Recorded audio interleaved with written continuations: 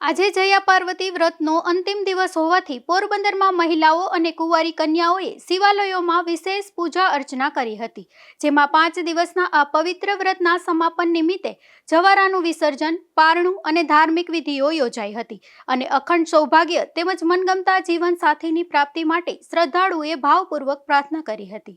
મારું નામ નેહા મજીઠિયા છે. હું આ જયા પાર્વતીનું વ્રત કરું છું. 5 સુધી મોરું જમવાનું હોય છે, પૂજા પાઠ રોજ કરવાની હોય છે. આજે લાસ્ટ ડે છે અમારો. આજે આખી રાતનું પૂરું જાગરણ હોય છે. સવારના 6 સાડા 6 વાગ્યા સુધી હોય છે. મારું નામ અંકિતા સુનિલ રોધારી છે અને અમે આ જયા પાર્વતીનું વ્રત કર્યું છે.